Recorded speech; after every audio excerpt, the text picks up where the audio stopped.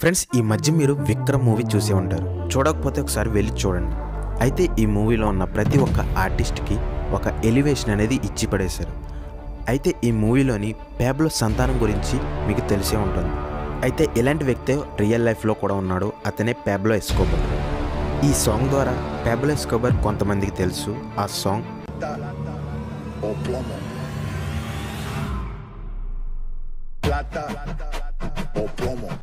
Pablo Escobar ఎవరు, ఇతను ఏం చేసేవాడు అనే పూర్తి డీటెయిల్స్ ఈ వీడియోలో తెలుసుకోండి. వీడియో లాస్ట్ వరకు చూడండి.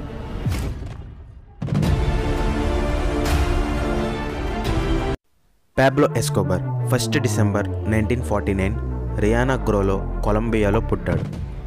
ప్యాబ్లో ఎస్కోబార్ పూర్తి పేరు Pablo Emilio Escobar Gaviria. Pablo Escobar పుట్టడంతోనే ధనవంతుడు కాదు, ఇతను ఒక పేదవాడు. అయితే ప్యాబ్లో ఎస్కోబార్ పేరెంట్స్ ఏం చేసేవారంటే, ఇతని తండ్రి ఒక ఫార్మర్, అలాగే ఇతని తల్లి ఒక టీచర్.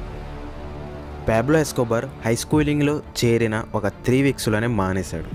మళ్ళీ 2 ఇయర్స్ తర్వాత హై స్కూలింగ్లో చేరాడు. ఎస్కోబార్కి లాయర్ అయిన, పొలిటీషియన్ అయినా అవడం చాలా ఇష్టం. కానీ అతని ఆర్థిక స్తోమత వలన అతను అది చేయలేకపోయాడు. ఇక స్టడీస్ను కూడా ప్యాబ్లో ఆపేశాడు. ఇక్కడ నుండే స్టోరీ మొదలవబోతుంది. ప్యాబ్లో ఎస్కోబార్ ఒక క్రిమినల్గా మారడం మొదలుపెట్టాడు. ఎస్కోబార్ తన క్రిమినల్ కెరియర్ని ఎలా మొదలుపెట్టాడంటే, చిన్న చిన్న దొంగతనాలు చేయడం, బ్యాన్ అయిన సిగరెట్స్ని అమ్మడం, అలాగే లాటరీ టికెట్స్ని అమ్మడం, కార్స్లోని పార్ట్స్ని దొంగతనం చేసి ఆ పార్ట్స్ని అమ్మేవాడు. ఇలా తన క్రిమినల్ కెరియర్ని స్టార్ట్ చేశాడు. వీటి తర్వాత ప్యాబ్లో ఎస్కోబార్ కిడ్నాప్స్లో కూడా ఎంటర్ అయ్యాడు. చిన్న చిన్న కిడ్నాప్స్ చేస్తూ ఒకసారి మెరిడియన్లో ఒక అతనిని కిడ్నాప్ చేసి $1,00,000 ఇస్తే కానీ వదిలిపెట్టనన్నాడు.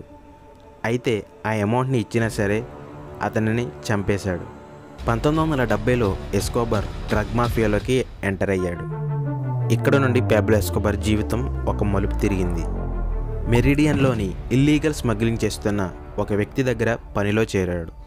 అప్పటికి ఎస్కోబార్ ఒక గోల్ పెట్టుకున్నాడు. ఎస్కోబార్ 22 ఇయర్స్ వచ్చేసరికి 10 లక్షల కొలంబియన్ డాలర్స్ని సంపాదించాలని అతను గోల్ పెట్టుకున్నాడు. అప్పటికి ఎస్కోబార్ ఏజ్ 26 సంవత్సరాలు.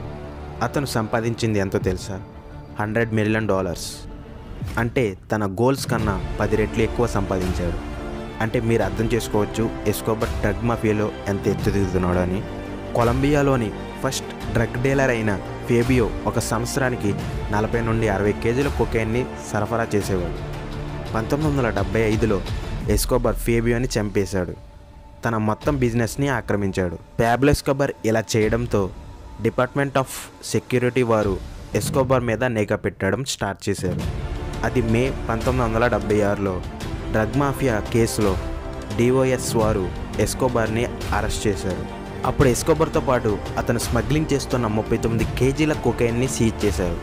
ఇదంతా ఎస్కోబార్కి చాలా చిన్న విషయం, ఎందుకంటే అప్పటికే ఎస్కోబార్ చాలా ధనవంతుడు. దీంతో ఆ జడ్జ్ని డబ్బుతో కొనేశాడు.